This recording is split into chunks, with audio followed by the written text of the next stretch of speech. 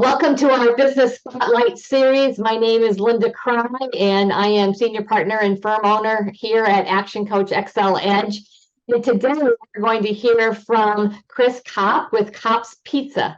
And he's going to share a little bit about his business and his journey and ownership of being a firm business owner and best practices and things that he's learned and things that he's yet wanting to learn. So thank you. If this is your first time tuning in, please let us know what value you receive from this. And if you're interested in doing a business spotlight series, we'd love to chat with you as well. So welcome, Kris. Thank you for spending some time with us today. And let's just start out by having you give us a brief overview of who you are and a bit about your business. Could you start there?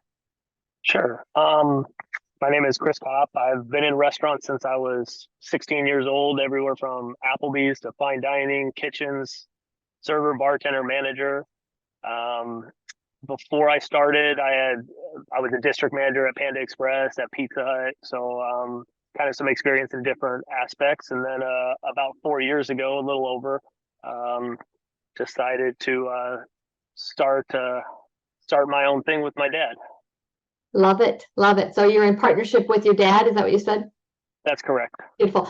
What brought you to that decision point? I'm just curious because you've got this great experience, obviously, transferable skills. You've learned a lot. What brought you to that point of deciding to start a business? I think with a lot of people, it's always there, but I think it was one of those like not wanting to look back and be like, dang, I could have done this, or I should have tried this, or if I did it and I failed, then at least I know where I stood. So I think every successful person has that wanting to start, build, and create something on their own to see what level they can achieve. Beautiful. Beautiful. So since you're in ownership with a partner, what is your role and how do you sort through the things that you're responsible for and maybe how many hours do you work and what do you work on? I pretty much take care of all the business side of things, and he takes care of like the legality side of things, the maintenance side and all that kind of stuff. So that's pretty easy to separate because we have two completely different skill sets. Um, Typical work week is running anywhere from 60 to 80 hours. It kind of varies. Probably about 50 spent inside of stores. Whether I'm helping actually do something or analyzing the business or checking on it. When you have 4 stores, there's many things to check on, and then the rest of it's admin, payroll, paperwork, running reports, checking the market, kind of seeing where things are going, making plans on where we're going to go based on what's happening. Beautiful. Beautiful. Well, there's lots of pizza places, right? So I've always said if I get to choose my last meal before I leave this earth, that's definitely going to be pizza. So what would you say, what is it that you want people to know more about your business? So one thing is, we really get outside the box. We have a lot of eccentric pizzas from crab rangoon to burnt ends to even like a French toast pizza. So in doing it, we really just want to have fun with it and get back to kind of being a kid and just finding things that taste good together and having fun with it and enjoying it with the customer base as well. So that's one of the big things. I mean, I do think we have a really great pie. As if you just want a meat lovers or a pepperoni or something like that, we do a great job. But like we also do get outside the box and want to create a different journey there as well. Love it. You touched on something that I think a lot of business owners forget, that really we should have fun at this, right? Our businesses should give us more life, not suck the life from us. And finding a way to create it and have fun with it, not just for the customer experience, but for yourself as well. Which kind of takes me to that. Where do you go with that with your marketing strategy? In other words, do you invest a certain percentage in marketing? On what ways and marketing strategies do you use? What's been successful? Sure. I don't think we have an exact percentage. We do spend a decent amount. For us, things that have done really well is definitely radio ads. We have a lot of radio ads, Facebook, Instagram. Those things have already done really well for us. We tried other things. We tried some TV commercials, things like that. It just wasn't that successful for us. I think that maybe we don't have the capital and money to produce commercials that are recognizable enough. You know, the lower grade ones it just doesn't have the same pizzazz as like a Dr. Pepper commercial or a, you know, Doritos commercial or something like that to make it recognizable. So one thing I've learned is no matter which path you take, you have to stay extremely consistent with it if wanting it to work. It's not like I can run, you know, 30 radio ads and all of a sudden I'm going to have business. It's, you know, 4 or 5 months of it. And then all of a sudden people keep hearing it and keep hearing it. And then that's when I start getting the trickle effect of it. Beautiful. Couple things you pointed out is test and measure. So you found things that work and you're doing more of that. And you know, that whole true grit, you stay with it, consistency. I love that. I'm just curious about the idea of how do you track your customers and stay in tune with, you know, what do they enjoy? What kind of feedback? How do you gather that type of information? Do you use a CRM system? Or what process do you use? So as far as like what food items they enjoy, we have a system that breaks everything down by category, like what we're selling, what sells the most, what sizes sell, what items don't sell, and things like that. So that is actually pretty easy. You know, it kind of does more of the work for me. All I really have to do is analyze it. When it comes to marketing, I mean, there are a few things we do, but honestly, that's a much trickier situation. You know, I mean, we'll put specials out on Facebook and then see how many people came in to use the special and, you know, kind of track in that way. But there's a lot of it that's just kind of a guessing game. There's no way to exactly know, hey, a commercial brought in this many people.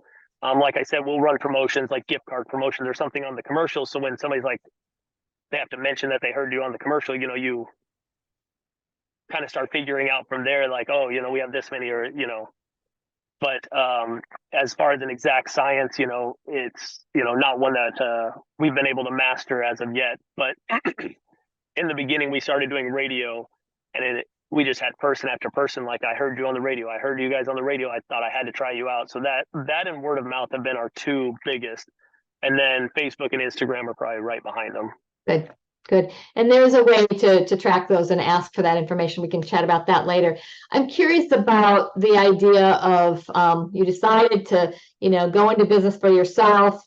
And if you think about your journey so far, what might be some major hurdles or roadblocks that you encountered that you worked through, and maybe what did you learn? How did you overcome them?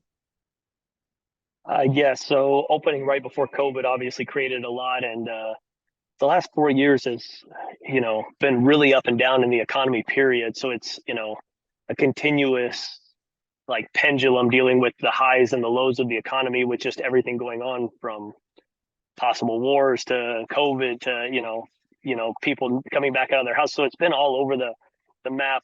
One big thing I have learned is there's consistently high highs and low lows.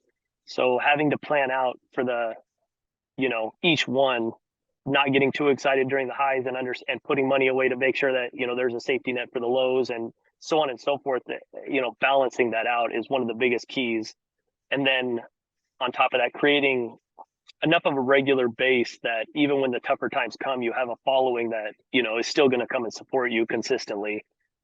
So those are some of the biggest things. And like I said, just preparing ahead of time for the difficult times, because every restaurateur I've talked to is like, hey, there's ups, there's downs. It never just keeps flowing. It's never just up. And so that was something that had really changed when everything's mine and it's my responsibility to ensure all these people get paid and that they can pay their bills. And it changes the way I look at it. Even though I ran, you know, 20 stores before, it wasn't exactly my money. And yes, it was my responsibility to make sure payroll was put in, but after that, it was somebody else's. So that was just a real eye-opening experience, you know, trying to deal with all those different, you know, hurdles.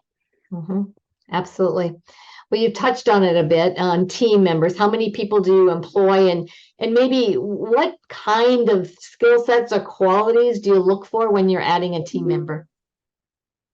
So we have it varies a little bit, but anywhere from about 110 to 130 employees at any time. Um, Probably the main thing, I don't know if this was what I looked for in the beginning. In the beginning, it was a lot of experience and what have you done before, but now the main thing I look for is attitude. If somebody has a positive attitude, I can teach them most everything else. I just cannot stress how much and how valuable that good attitude is. Even tables with servers, they're just, everybody's so much more patient if somebody's happy and polite.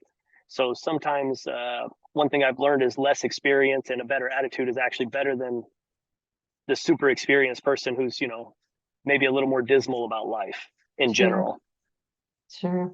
Yeah, and they don't have to unlearn some things, right? You get to teach them the way that you want things done, when you're thinking about those skill sets. What would be the experience that you're looking for? So you talk a little bit about, having fun, enjoying the food. What kind of experience are you asking your team members to create there at Copp's Pizza?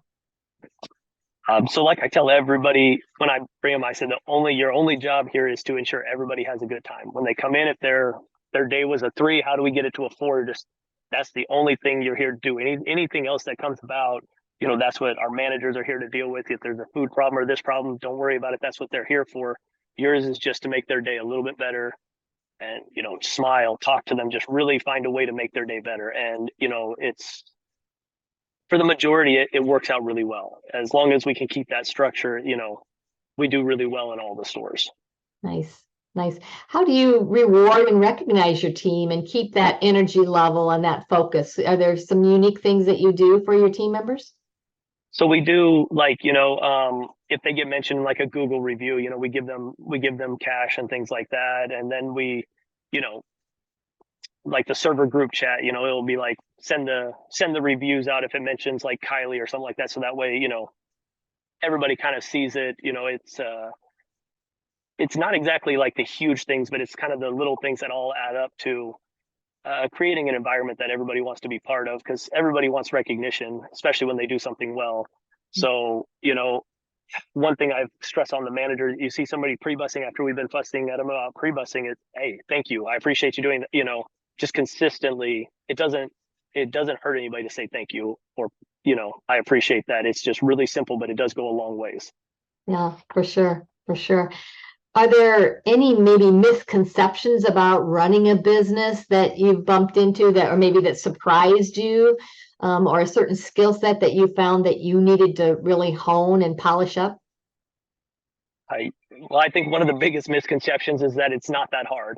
Everybody thinks it's going to be easy. Even I thought it was going to be easy, but working 7 days a week, and there's always something. If it's not, a team issue, it's a staffing issue. If it's not a staffing issue, there's, a pipe breaking or a motor going out in an oven. It's just, there's always something. So it's like you're on guard 7 days a week. So that's just something that I always think I was a hard worker and I worked a lot of hours and I put a lot of effort in, but there's something different about it when it's all yours. It's kind of like the difference in renting a house and owning a house.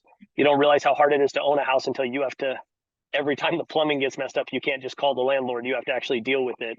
And that's kind of what owning a business is like. It's like every venture. And then as you're around a long time and have people, you start feeling a little more like a family and almost a sense of obligation to make sure that, their lives go well. So that just brings a lot of pressure in a good way, but just still a lot of pressure in a much different, atmosphere.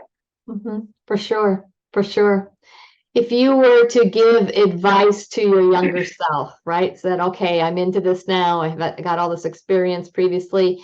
What would be some advice that you would give to your younger self? And you get to decide when that is. I would definitely say go slower, open the store slower, enjoy the ride a little bit. When you move fast, it's always, everybody wants to move fast, and same with me. And it's a lot of fun opening stores and like seeing growth and being like, okay, we're achieving stuff. Doing that, you kind of miss the journey, and when you miss the journey, it's like the whole point was the journey. And when you have an end goal, it's like that's all you think about.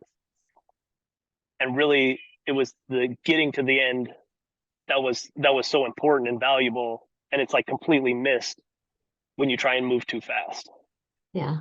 The pace of the world seems to be picking up, right? And yet, we learned a lot during that pause, that COVID time. I know we probably all grew in ways that we had not thought about it. I'm just curious about if there's one area of your business that you could immediately improve tomorrow. What area is that? What would you say? It would probably be the marketing aspect. I have a lot of business experience, but like on the marketing side, I mean, I do have people that help with it, but I just don't have a lot of experience and I'm not as refined as I would like to be. And so that's the area that I would probably to understand the marketing side a little bit better and just to be sharper with it. When it comes to numbers and profitability and things like that, I'm really good, but like even like how much to invest, when to put more money in, when to pull more money back, what investments actually work better. Just really understanding that side of things, I think would be a big help for my overall business. Okay, yeah, a lot of the business acumen skill sets of the behind, we call it working on the business and not necessarily in the business, because that you've got. Obviously, when you've opened up more stores, it's kind of rinse and repeat at some level. Right? So you implement the same kind of processes. So business acumen skills are always important. I'm curious about, how do you learn? What's your learning style? What's the best way for you to learn? Me personally is hands-on. I tell all my employees, like, look, I very rarely will get upset when you make a mistake. The bigger part is how many times do we make the same mistake? If we're making it over and over, that's when there's going to be a problem. Because, like I told them, I said, I've there's probably very few mistakes you guys are going to make that I haven't made.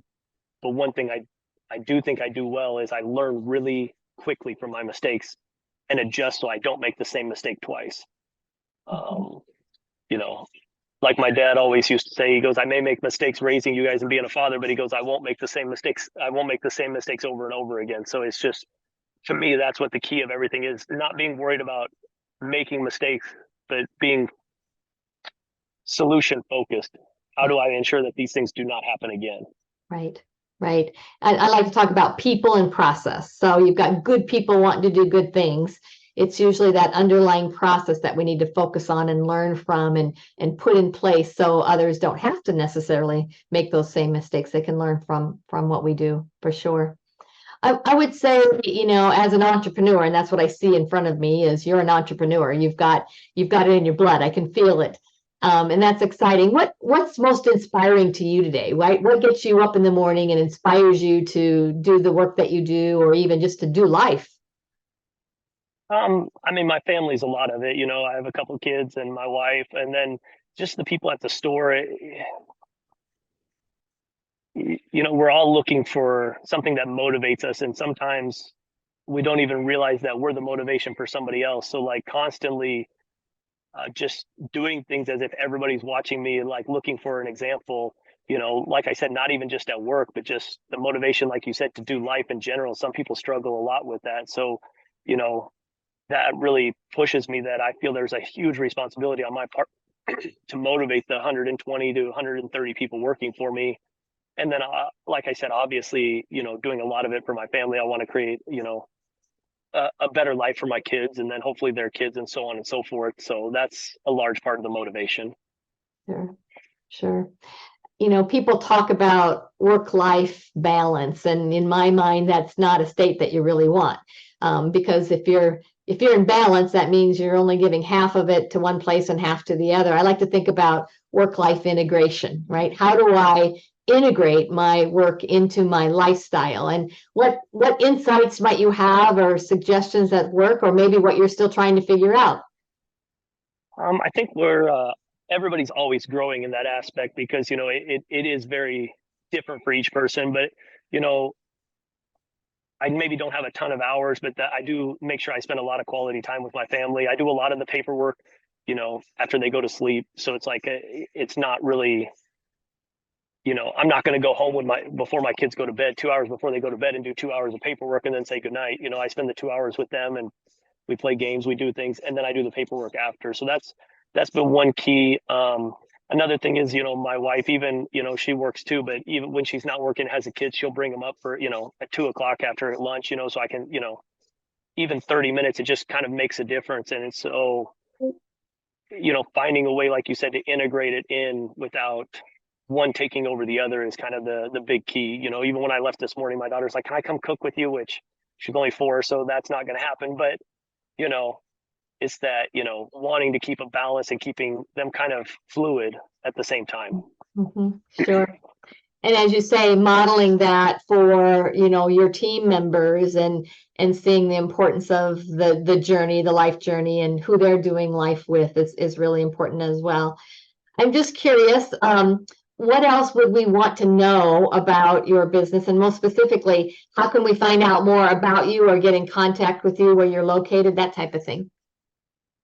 Um, I don't really know what else I'd want to share. I think we're one of those hardworking family businesses that, and there's tons of them out there all over the place. And, you know, that, everybody sees like the glory side of it, but all these businesses and all these entrepreneurs like are, putting in tons of hours, tons of effort, time, it's just something that, I think gets missed in even like I said, before I was doing it, I just couldn't even fathom the amount of brain power that was put into it. So, and I mean, you can find out more about us. We have our website at coppspizza.com. It kind of tells all of our stuff. It has all of our food items and everything on there. With being in multiple states, we're in Kansas City now, and then we are also got the locations in Omaha, Nebraska. So it's, kind of an interesting thing. And then there's also quite a few articles out there about our story. So it's, when you Google Copp's Pizza, there's a handful of articles out there that kind of explains our journey. And it's just hopefully the ride keeps going and it stays smooth is the key. Beautiful, beautiful. So what would your business partner say about you as he watches Kris grow into this entrepreneurial state and this successful business person? What would he say? He would probably say I work really hard. He said I would assume he would say I need to slow down a little bit. That enjoy the journey. That's one thing. Like he's like you never enjoy. As soon as you achieve something, you move to the next thing, and there's no like, oh look what we achieved. That's great, and kind of then move to the next. It's just move to the next. So probably slow down and enjoy the time, enjoy the process. Enjoy the journey. Like it's an experience that won't be duplicated. Beautiful. Well, there's wisdom in that for all of us. That's a good place for us to end our time together. Thank you, Kris, for sharing your insights and your story. And I definitely am going to check out the pizza place because, like I said, it might be, what I want is my last meal. Who knows? Beautiful. Thank you so Thank much. you so much for your time. You You have a bet. great day.